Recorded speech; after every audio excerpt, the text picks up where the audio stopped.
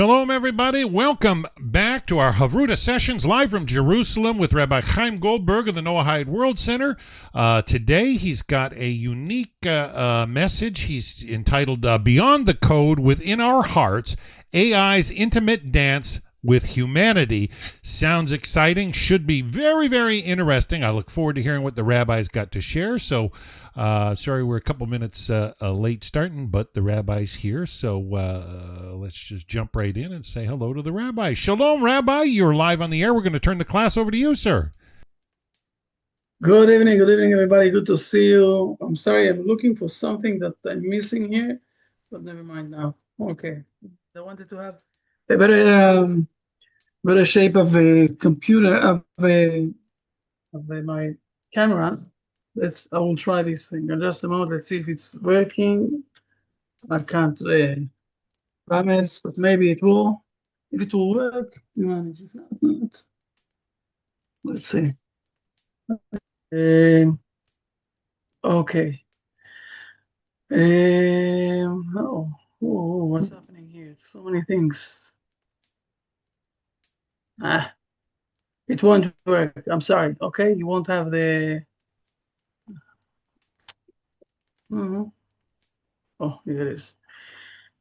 Okay, I'm sorry. The camera still is not working. So fair enough. Never mind. We'll use the usual camera, and I know that it's a bit odd. It's not the best. Good to see you, everybody. Long time no see. Last week we had a very nice, very interesting holiday.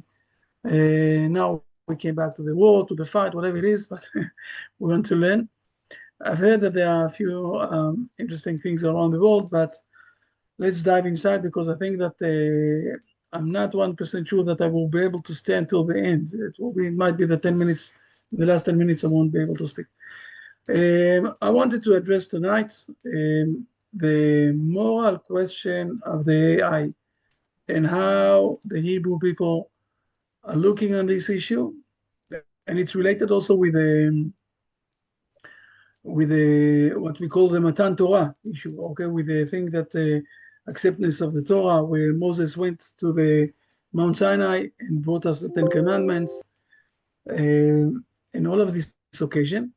And I want to remind us all that the occasion of what we call Matan Torah, of acceptance of the Torah, that God gave us this Torah, I will address a few things. First of all, it doesn't say anywhere that Moses got the full Torah, okay? It says, especially in the Ethics of the Father, it starts that Moses, Moshe kibel Torah miSinai.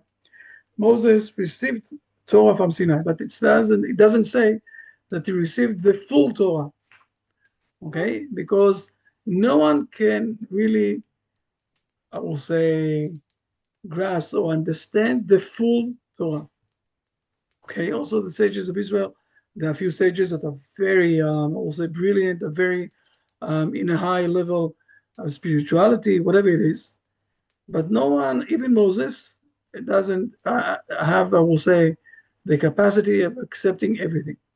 But there is a very interesting or very important chapter before the acceptance of the Torah, before the story of the Hebrew nation. And we read this every year. And more than that, this very special, very important parsha that we read every year on the Shabbat starts, first of all, with this issue of Jethro that is coming to the Hebrew nation. And I said it more than once. All the world saw, heard, understood, okay, all the miracles that happened to the Hebrew nation in Egypt. The whole world heard about this. It was the first time that a nation or people managed to escape from Egypt. And even though they were slaves, they didn't escape. At the end, they got the blessing to go out. And more than that, also this occasion of the sea, okay, that got split and the Hebrew nation passed over. And after that, the Egyptians died. All of this, all of the world heard. But only there is one person who did an action because of this thing, okay? And this was Jethro. Jethro was It's a debate inside the Hebrew sages if he was the first Noahide person or if he did a full conversion after that. But Jethro didn't only heard that something happened, it's also influenced his behavior. He decided to do an action because of this thing. I think the first step of a Noahide, and all of those who are sitting here are on exactly the same, I will say exactly the same scale, okay, like Jethro. You can applaud yourself because all of you also on the same stage that you saw that the Hebrew nation came out from 200 countries, okay? And it was after 2,000 years of exile, not like in Egypt, from one country for after 210 years, okay? And you decided to resonate with this and to say to yourself, okay, let's dive inside, let's learn a bit, let's understand what's happening here, and maybe we need to change our behavior. Jethro was the first one who did it. I must say also that it's a very interesting situation for personal growth, okay? The beginning of every personal growth is, first of all, to say, I don't want to stay on the, I will say, the most comfortable zone. I need to move aside a bit. I need to start to move, to sturge. And this is the way of growing up for your personal growth, okay? What we call coaching today. And this is what happened with Jethro. But let's read for a moment. Let's dive inside. I hope that it won't do us problems. This thing. Let's dive inside a bit to the situation with Jethro and Moses. First of all, we need to understand, and it's very important, Jethro was the father-in-law of Moses, right? So we all know with the generations, if someone is the father-in-law and the other one is only, got married with his daughter, so he's a bit elder than Moses, right? And Moses basically learned a lot from Jethro. I said it more than once. We need to realize or to remember that Jethro, that we all know was the prince, was the most highest priest, okay, of the Midian people. The Midian people was one of the kids of the destinies of Abraham. After Sarah died, Abraham took back Hagar, okay, the mother of Ishmael, and he married her again, and then he had 8 more kids, okay, and one of the kids was Midian. So basically, we need to realize maybe it took 100 years after that, whatever it is, something like that. But the high priest of Midian, he knew a lot of secrets of Abraham also. And if you will ask yourself from where Moses learned the secrets of prophecy, it didn't come from out of the blue, from nothing. He had a very interesting master who taught him those things. His name was Jethro. And it's also written down by us that Jethro learned all the, I will call it, all the idolatry in his time. We can see this in chapter 19. It says here, okay?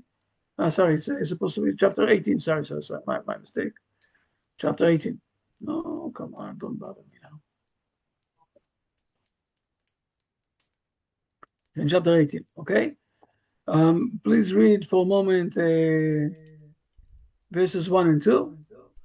Okay, chapter 18 of Exodus, verse 1 and 2. Now Moses' father-in-law, Jethro, the chieftain of Midian, heard all that God had done for Moses and for Israel, his people, that the Lord had taken Israel out of Egypt. 2. So Moses' father-in-law, Jethro, took Zipporah, Moses' wife, after she had been sent away.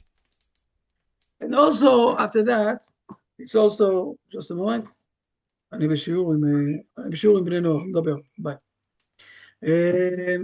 And also, he also took the kids and everything else, and he's coming, again, he's doing an action.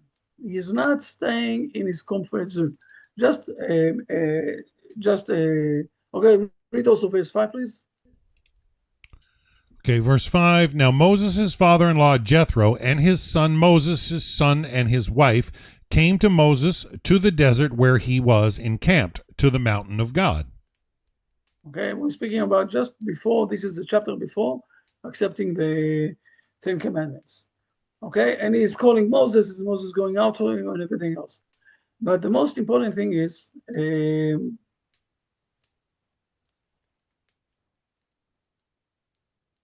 just a moment, I want to show something very important here, and then we'll go back to the story here.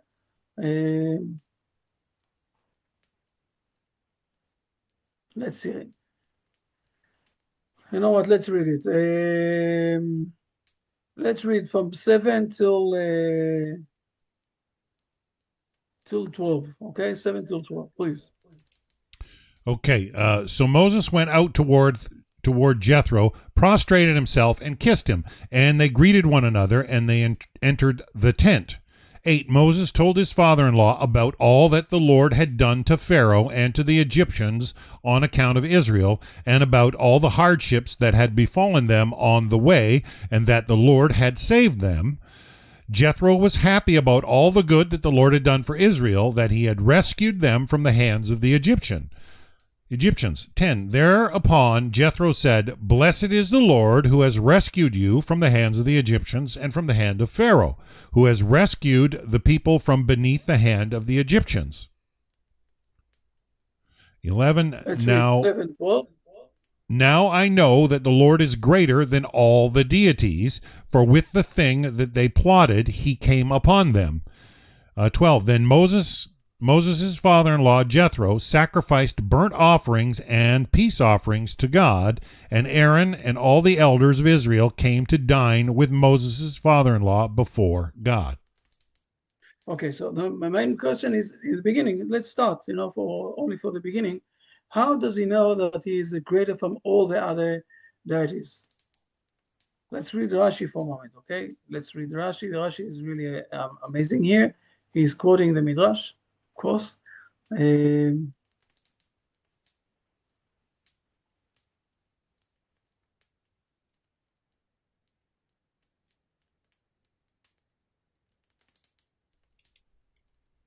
Now I know. Okay, I recognize him in the past, but now I recognize him even more from Mechilta than all the deities.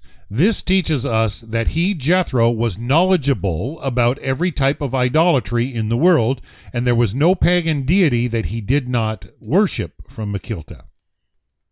Okay, and it's also interesting to say that the main thing that is amazing, I will say, Jethro, after he heard everything, that he's saying, remember that in the beginning of Exodus, Pharaoh said that every boy that is being born, they need to drown him in the water, right? What happened at the end to the Egyptians? They got drowned.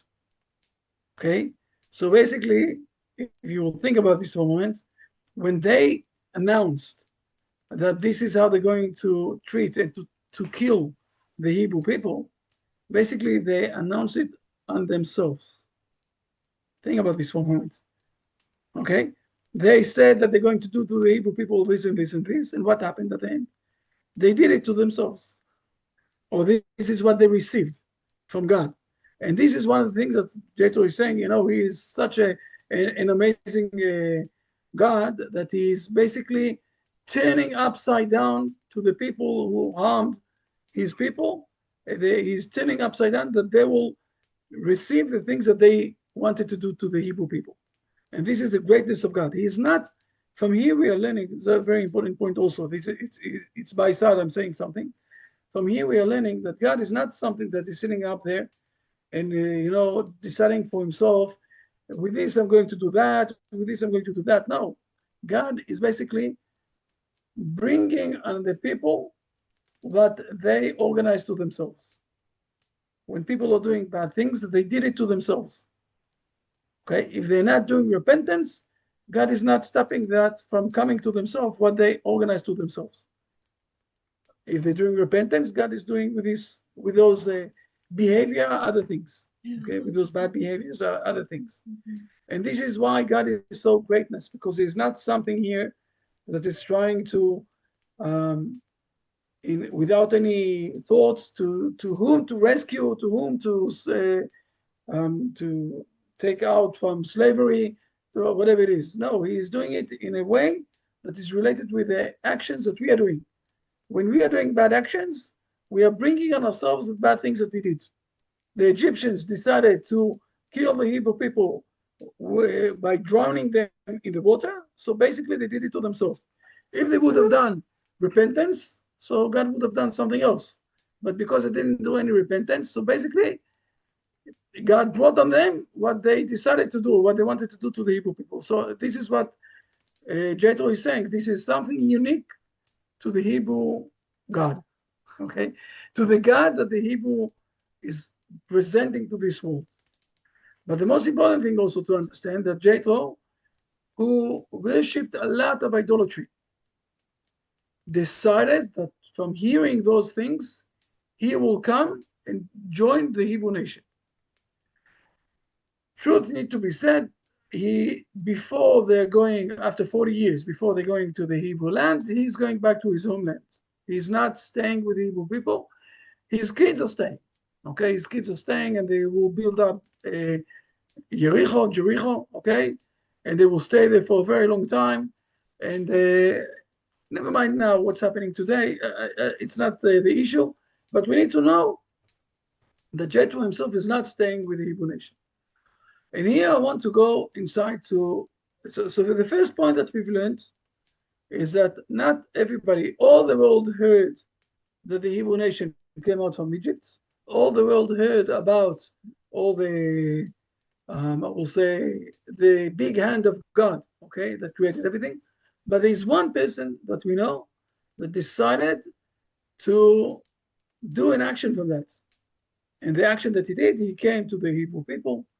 He blessed God. He acknowledged the situation. Some of our sages are saying that he became an Noachite. Some of our sages are saying that he also was the first one who did conversion. Okay? But then this is what happened with Jethro. And I'm saying always, all the Noachite people that I know are on the same level. Okay? That they decided to do something after they heard, they saw what's happening. But now I want to go inside to something that always amazed me, and always I was thinking to myself, what exactly is discussion between Jethro and Moses from here? Okay, what happened the day after that? It came about on the next day. Okay, let's see what's happening.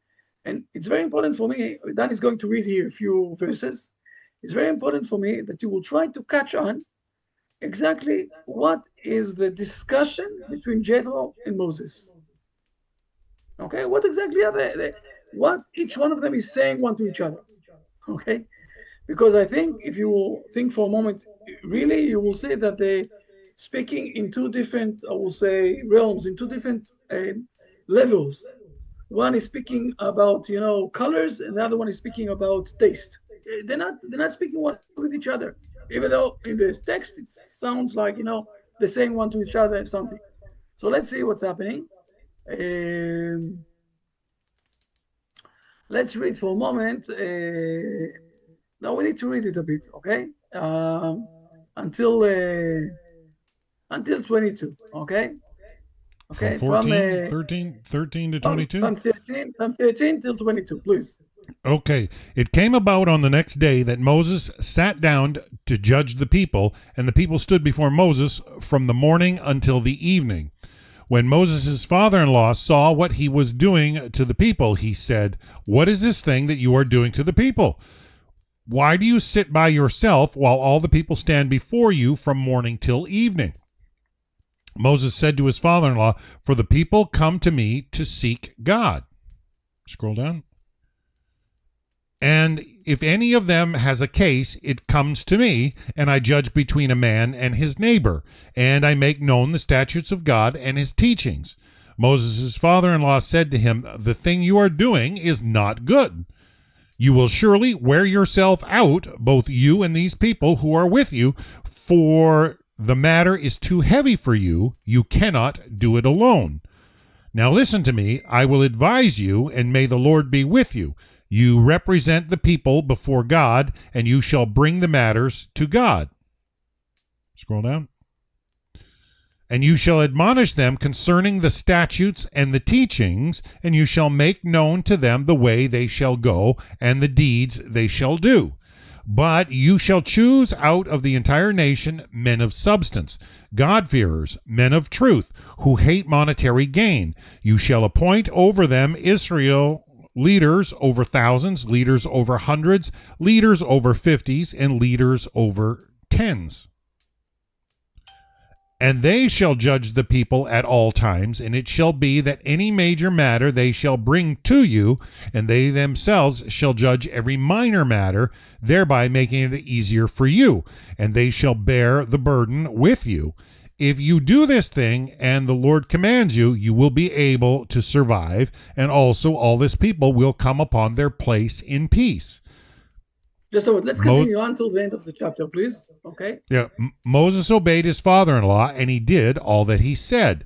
Moses chose men of substance out of all Israel and appointed them as heads of the people, leaders of thousands, leaders of hundreds, leaders of fifties, and leaders of tens. And they would judge the people at all times. The difficult case they would bring to Moses, but any minor case they themselves would judge. Scroll. I'm sorry, I'll scroll a bit more. Yes. Moses saw his father-in-law off, and he went away to his land. Just a moment. This last sentence is very important for a moment. Let's jump for a moment to Numbers. Okay, let's see it for a moment. I hope it will straight ahead go up. Let's go to Numbers. Okay, this is what we're going to read this parsha. Okay, this specific parsha, we're going to read it. I think it's in 14. Let me see. No. Sorry. Let's see if it's here. Yes, man. 9 or 10. Just a moment. I'm sorry. I was supposed to prepare this. It is. It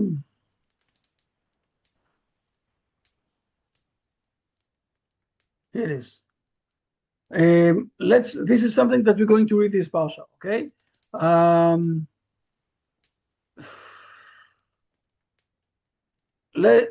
We said now, in a moment, we said that Moses greet his father-in-law and he went back to his homeland. And now let's see for a moment 29, 30, and 31, please.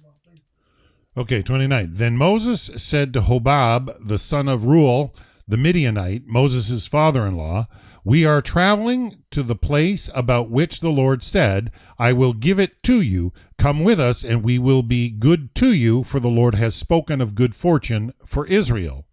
He said to him, I won't go, for I will go to my land and my birthplace. He said, please don't leave us, for because you are familiar with our encampments in the desert, and you will be our guide. Okay, even though it didn't help him, and he's promising again that he will give him, and he went away. Okay, we all away.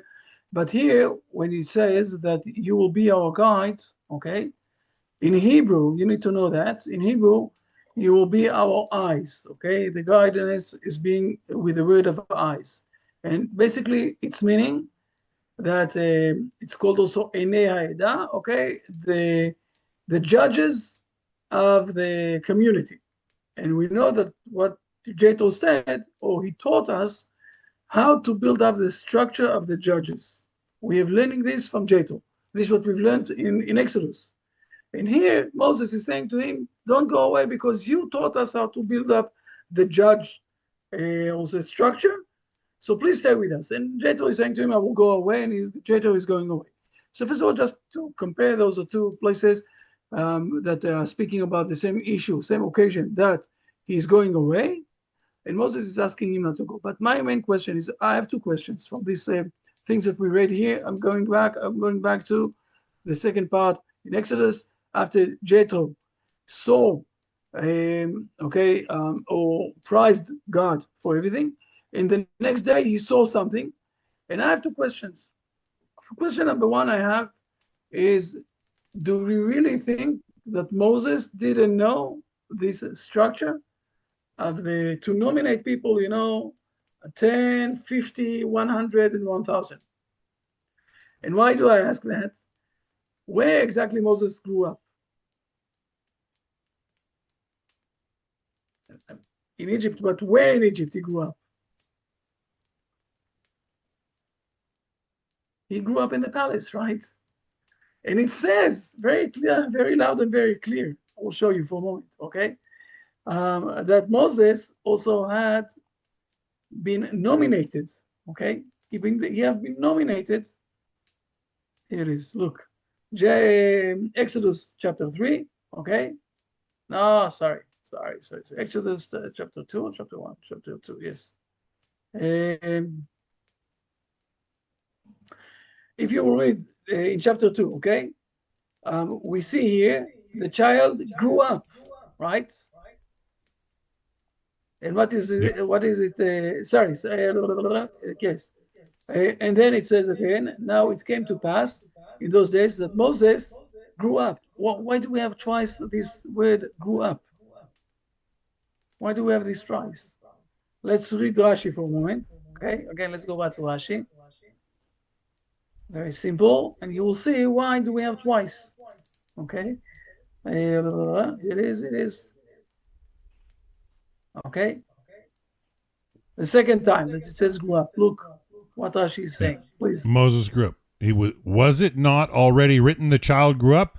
Rabbi Yehuda, the son of Rabbi Eli, said, the first one was Moses' growth in height, and the second one was his growth in greatness, because Pharaoh appointed him over his house. Now I'm asking you, he grew up in the palace. He even got nominated to be, I will say, one of the servants that underneath him there are 1,000 people, or maybe 100 people.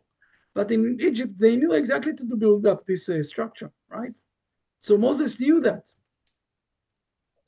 So I have two questions. Question number one, why do we need that Jethro will teach him to do that? And question number two, what exactly is he answering him? Moses said to him, to his father-in-law, for the people come to me to see God. What is this answer? I will show you that the answer is not good. You know how do I know that the answer is not good? Because after a few minutes, the next time we verse, he will do what Jethro told him to do. So I don't understand the answer. Do you have any ideas? Do you understand my question? My question is very clear, I think. I hope. If not, tell me. Okay.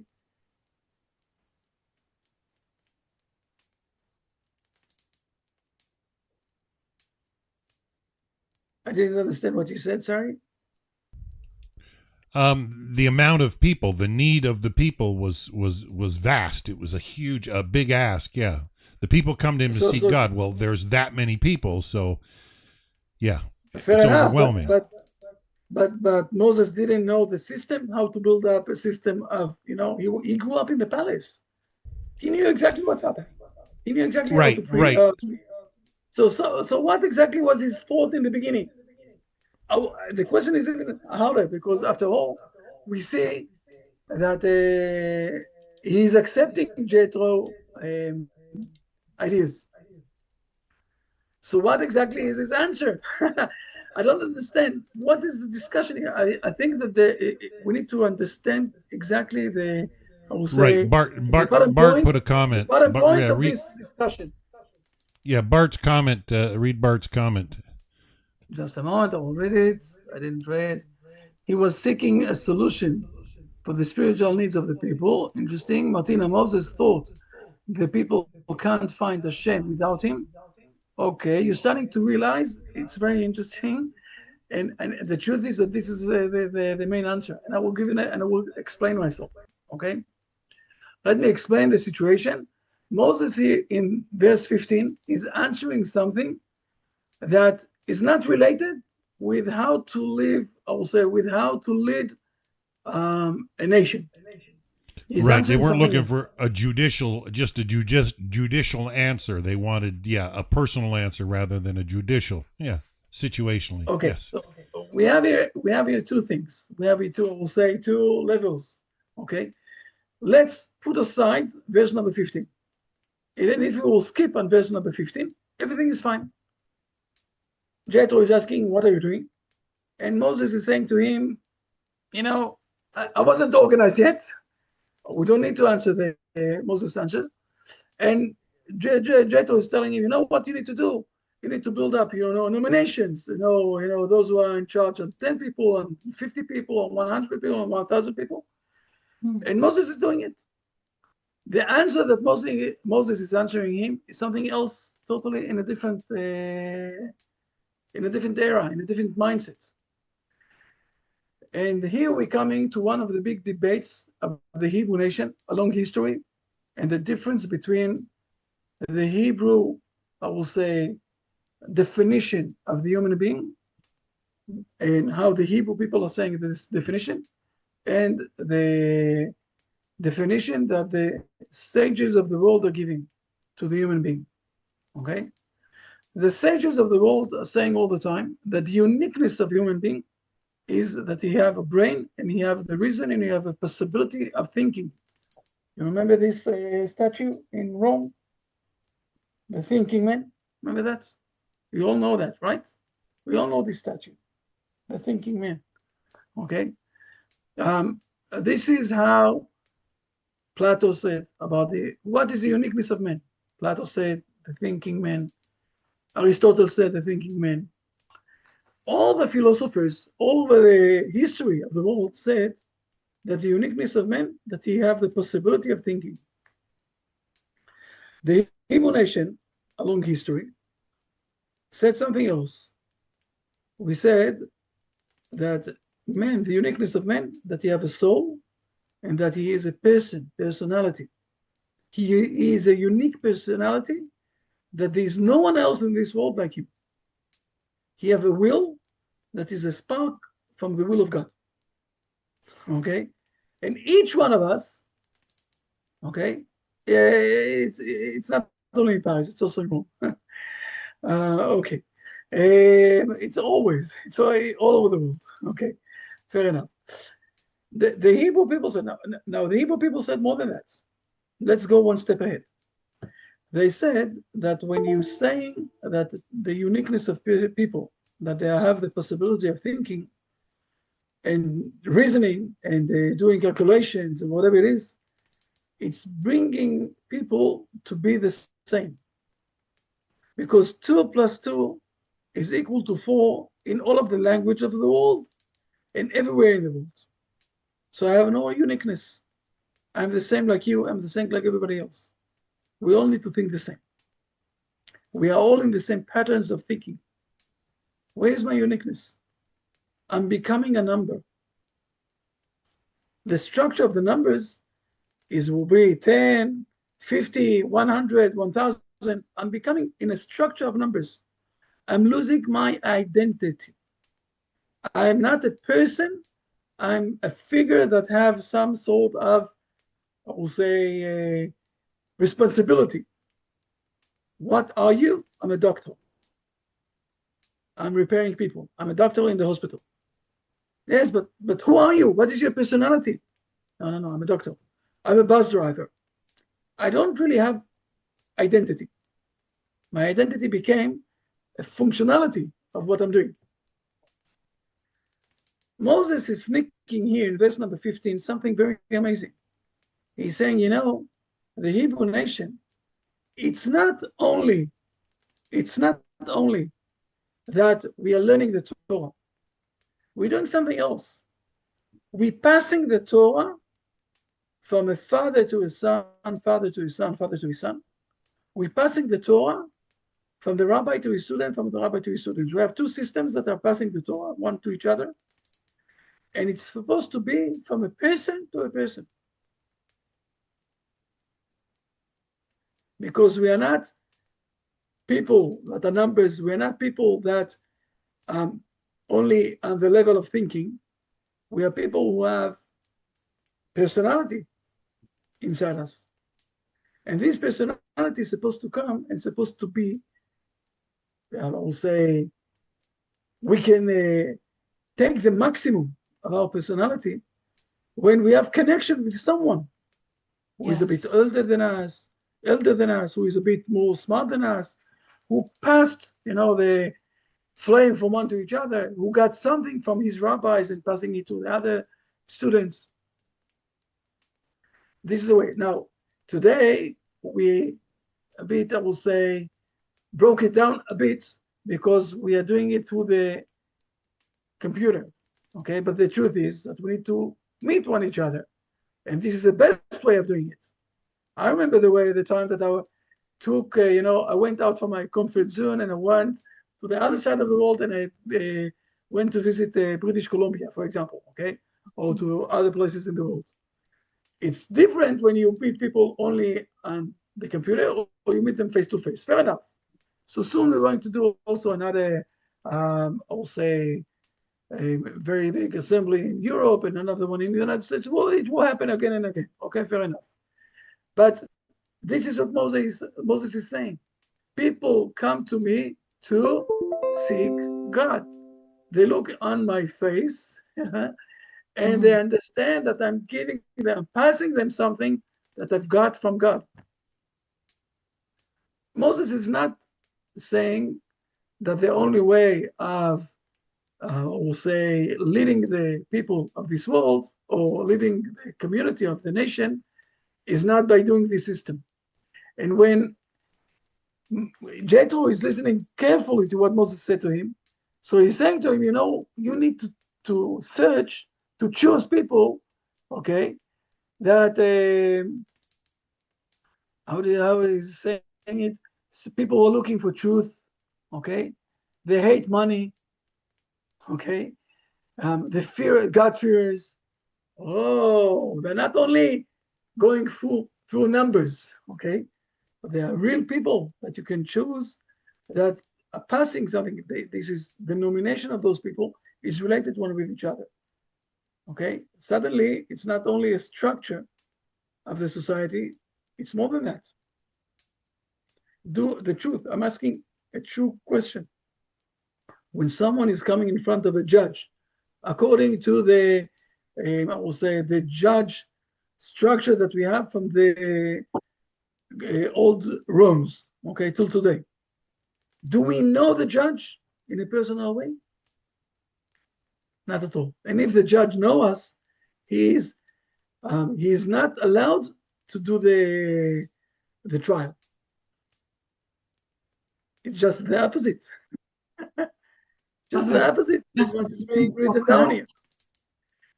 Yes, exactly. Now this is good. If the main point of the human being is that he knows how to think, when we have the AI, and believe me, it's only the beginning. It's only the beginning.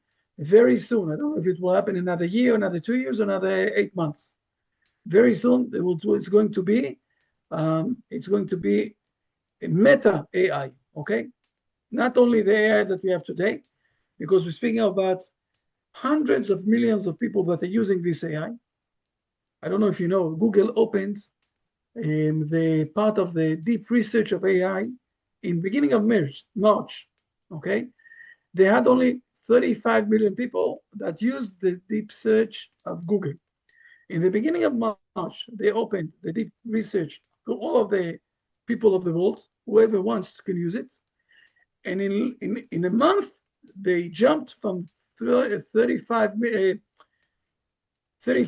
people, okay, to 350, 10 times million people that use the deep research. Okay, this is the things that the numbers that they, and I'm not speaking about the other, companies that are doing those deep research, whatever it is. Everything is changing now. And the most, I will say, fear that the science have today is what will happen when the deep research or when the AI will start to use the meta research, okay? This machine will start to control everything. But if you think that the uniqueness of man is that he knows how to think, we came to a stage that there are machines who knows how to think even better than him. I don't know if you ever tried to ask the AI, how do you feel this morning? What is the answer of the AI? I'm a machine. I don't know what I'm feeling. What is it feeling? Right? We as human beings, this is something that we need to have. Now, the Torah is not only a knowledgeable issue. The Torah is the relation with God. People are coming to me. How did Moses say here? Okay. People are coming to me to seek God. What I'm saying here is that with all of this big jump that we're doing now, okay, and it's a huge jump for the society with this AI. There is one thing that will stay ever, I will say, with the responsibility of the Hebrew people for the whole world and the Noahide people that are with us.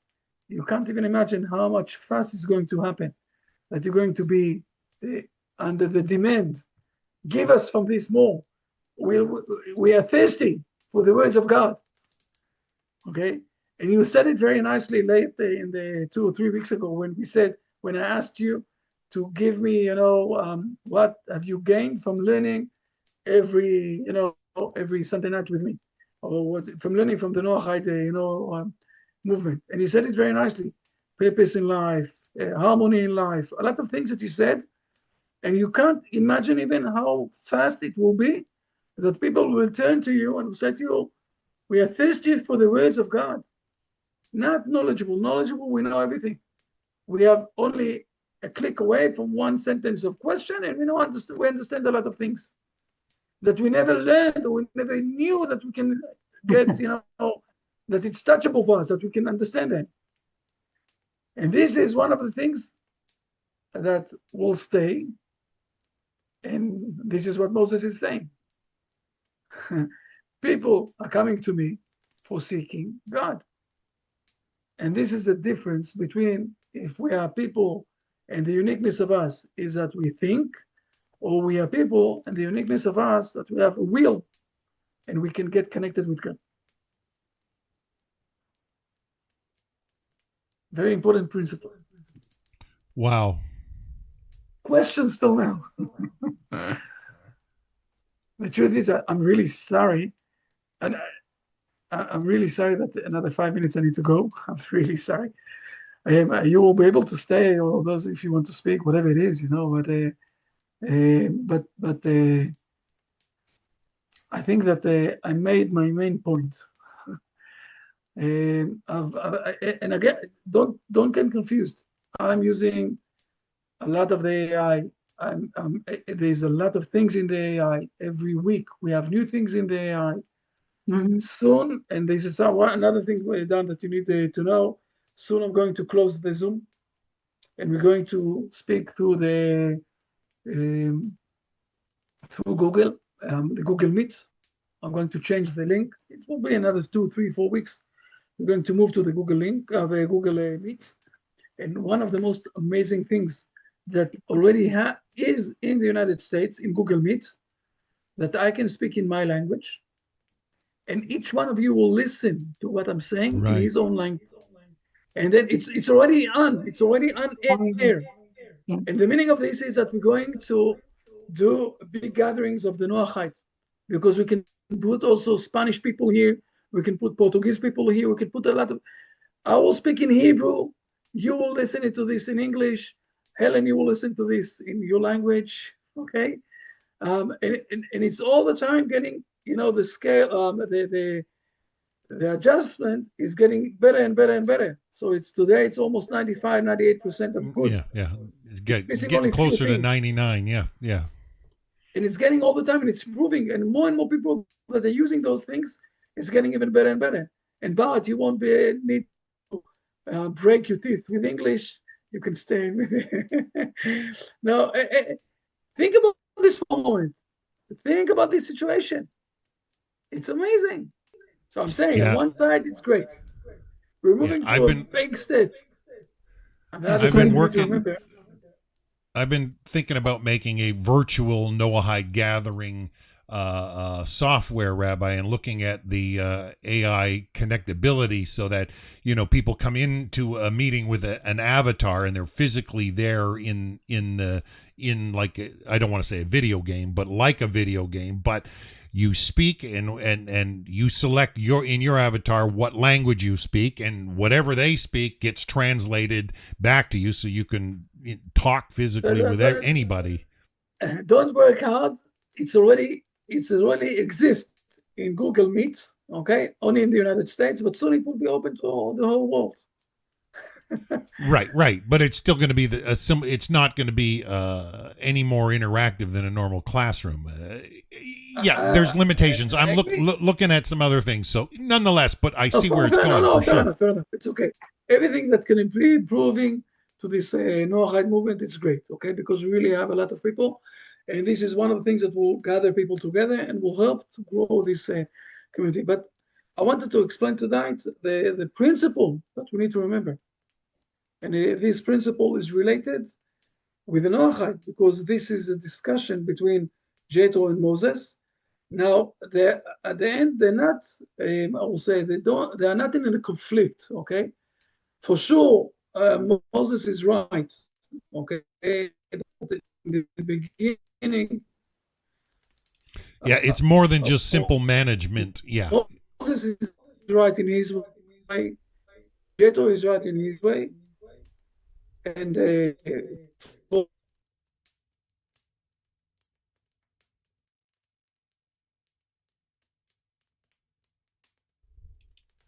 yeah, this happens sometimes. Yeah, with low bandwidth. Yeah, you're frozen, Rabbi. Wow, but what a concept! Does anybody in the Zoom room have anything they want to add? Interesting too, but I found if one reads a book in the original language and then a translation quite different, the soul of the book is not there. Exactly. Very, very well put, Martina. Most people don't realize. Yeah, the connection. And it's like the rabbi said at the beginning, it's kind of the difference between touch and taste. I mean, you're dealing with completely different, I find in a lot of respects you can hear, but do you even understand? And that's even different than translation. I find Hashem's the one that turns on the light internally, and you can hear the same message 20 times and still pick up something fresh and new because Hashem's turned on a switch, or other puzzle pieces get put into place in your life and you see the picture clearer. My wife does puzzles all the time. I call her the puzzle queen, and she was working on one last week, and there was a lot of black and green in a forest that she was trying to put together, and it was very, very hard because there was no tactile differences, whereas you get a child's puzzle, they're very, very clearly defined so that the mind can put it together. But when we're dealing with the complexity of the human soul, most people don't realize. But one thing you got to realize about AI is a lot of it is a mirror bouncing back to you, your own feed into it, and what it picks up and knows about you. And you see these algorithms have been working for decades now on social media or on the internet. It tries to feed you what your interests are, and so these algorithms are advanced in that regard, and so you got to consider the mirroring effect. And I like how rabbis brought out today that you got to be really careful. Sorry, because I don't know what happened to me. I got disconnected, but I need to go out. Yes, sir. Hopefully next week we will sit down again. We'll meet again. I will send you the issue, but let's grasp a bit this idea that I gave tonight. And if you have any questions or anything else, you know how to catch me. And blessing for this coming week. Okay. Blessings, Rabbi. Thank you so much. So we'll see you next week. I'll message you during the week and make sure we're okay and on the go for next week. Have a wonderful week, Rabbi. So good to be with you today. Everybody. Okay. All right. So the rabbi's got to step out. So I think we'll shut down the broadcast for now. And till next week, folks. Everybody have a wonderful, wonderful week. Bye for now.